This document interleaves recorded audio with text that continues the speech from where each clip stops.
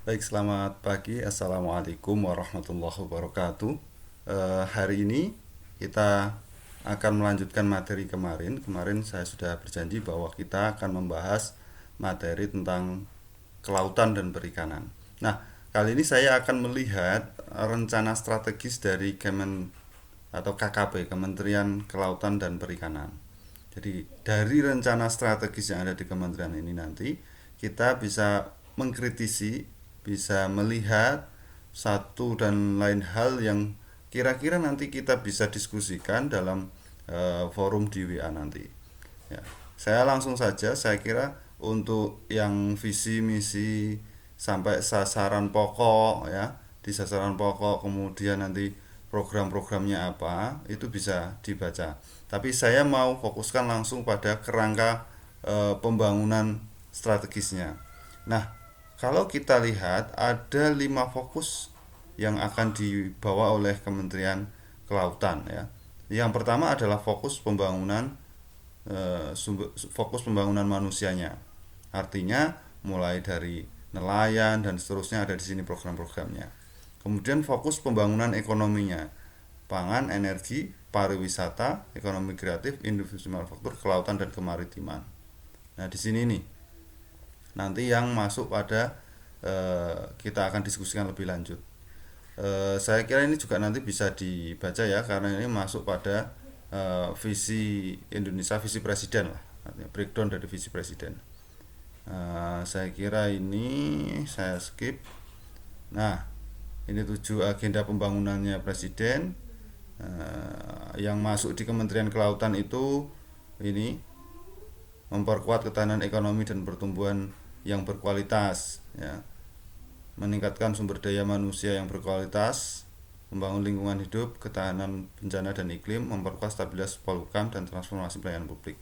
Ini yang masuk di agenda pembangunan yang kira-kira itu sinkron dengan Kementerian Kelautan. Saya kira saya skip. Ini juga bisa dibaca. Saya dibaca. Saya langsung ini.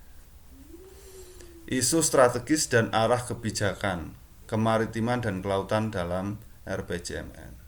Isu strategisnya apa saja? Nah, kalau kita lihat kondisi saat ini, ternyata kemaritiman dan kelautan kita itu baru 6,04% sumbangannya terhadap PDB. Jadi ini termasuk kategori rendah, kecil sekali dengan potensi laut yang luar biasa saat ini. Kemudian kawasan konservasi perairannya seluas 20,8 juta hektar atau ya baru 6,12% wilayah perairan. Itu yang istilahnya kawasan yang dikonservasi ya. Itu kondisi real saat ini yang dipublish oleh Kementerian Kelautan. Kemudian ada isu-isu strategis apa di Kementerian Kelautan ini, di bidang kemaritiman dan kelautan ini. Paling tidak ada 6 hal yang ini bisa kita nanti diskusikan 6 hal ini. Yang pertama, belum terintegrasinya antara RT RW ya di daratan dengan RTRLN, artinya di wilayah perairan. Kemudian yang kedua, masih terjadinya pencemaran laut. Nah, ini isu strategis yang cukup menarik untuk kita bicarakan. Sampah plastik ya, itu termasuk 2 terbesar setelah Cina kita. Kemudian isu ketiga, terbatasnya SDM kelautan, baik itu knowledge ataupun skillnya, dan terutama diseminasi dari teknologi-teknologi kelautan. Ini juga masuk pada isu strategis. Kemudian yang keempat, masih tingginya biaya logistik. Biaya logistik bidang perairan, bidang kelautan itu masih tinggi. Yang kelima adalah tentang produktivitas kemaritiman yang belum optimal. Artinya hasil-hasil dari aktivitas kemaritiman itu dianggap belum bisa memiliki nilai yang atau added value, nilai tambah yang optimal.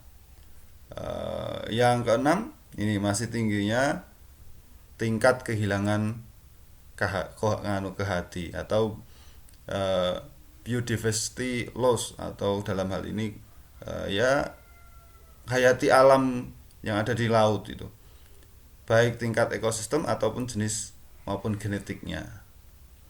Nah, arah kebijakannya dari Kementerian Kelautan itu ada ini di sini nih, pengembangan ekonomi maritim dan kelautan dan pengelolaan ekosistem laut.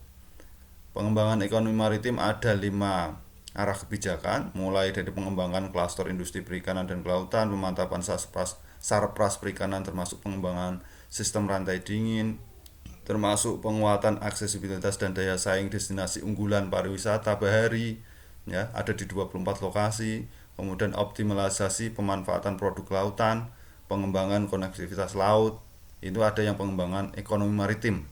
Nah, kalau kita fokuskan pada arah kebijakan ekonomi maritim saja, ini kan yang menjadi fokus pada mata kuliah kita di ekonomi bangunan. Saya kira arah kebijakan ini untuk menangkap isu strategis yang ada di sini itu sangat menarik untuk kita kaji, kita diskusikan, kita dalami begitu. Satu saja misalnya, soal misalnya ini pariwisata, penguatan aksesibilitas dan saya destinasi unggulan pariwisata bahari. Nah, pariwisata bahari kita, kalau kita ngomong Pekalongan, itu kan punya potensi. Bahkan isunya di Pekalongan itu nanti ada destinasi pariwisata bahari yang cukup besar yang akan didatangkan oleh investor. Nah, bagaimana arah kebijakan ini dengan isu-isu strategis yang ada di Pekalongan lokal misalnya, karena kita juga daerah pesisir yang dekat dengan laut. Masuk di isu strategis mana kira-kira? Sehingga saya kira mendiskusikan apa yang ada di arah kebijakan strategis dari Kementerian Kelautan yang dimasukkan dalam agenda RPJMN ini sangat menarik. Dari arah kebijakan ini saja yang pengembangan ekonomi maritim dan kelautan. Karena ini yang sangat bersinggungan erat dengan mata kuliah kita di ekonomi bangunan. Oke, saya lanjutkan dulu. Saya kira ini sasaran strategis nanti bisa dibaca ya, terlalu teknis. Nah, saya mau masuk ke angka-angka sekarang. Nah, ini kontribusi perikanan terhadap perekonomian nasional. Ini trennya memang apa ya, ada kenaikan tren kontribusi sektor perikanan terhadap PDB nasional. Yang paling penting adalah di sini perikanan ini menyediakan kesempatan kerja yang cukup besar bagi masyarakat. Nah, ini hanya ilustrasi gambar ya, tapi tren angkanya ini paling tidak pada triwulan 3 tahun 2018 sampai 2,59% kontribusinya terhadap PDB. Ya, keterangan ini dihitung PDB nasional berdasarkan atas dasar harga berlaku ya, ADHB. Kemudian saya lanjutkan. Nah, kalau kita lihat isunya juga peningkatan konsumsi ikan dunia, ini juga menarik. Pada tahun 2016 saja itu sekitar 88% dari total produksi perikanan dunia dimanfaatkan untuk konsumsi pangan manusia langsung. Artinya 80% itu dimakan langsung. Kemudian konsumsi ikan sebagai bahan pangan telah meningkat dari 9,0 kg per kapita per tahun pada tahun 61 menjadi 20,2 kg per kapita per tahun pada tahun 2016. Artinya rata-rata meningkatnya itu sekitar 1,5% per tahunnya. 1,5% per tahun. Itu trennya dari 61 sampai 2016. Nanti kita bisa rata-rata. Nah, peningkatan konsumsi ikan ini tidak hanya didorong oleh peningkatan produksi, tetapi dalam hal ini juga didorong oleh peningkatan efisiensi produksi, perbaikan saluran distribusi, termasuk peningkatan permintaan yang terkait dengan pertumbuhan populasi manusia itu sendiri, termasuk pada peningkatan pendapatan dan urbanisasi dari faktor-faktornya. Nah, atas fenomena ini, saya kira kita harus bisa membaca perkembangan stok sumber daya ikan kita. Stok ikan kita itu seperti apa? Nah, ini ada data yang menarik saya kira. Yang terakhir 2017 kalau kita lihat berdasarkan stoknya itu dari Kepmen KP nomor 2017, waktu ini menterinya masih Ibu Susi ya. Ya, saya kira ini trennya juga meningkat.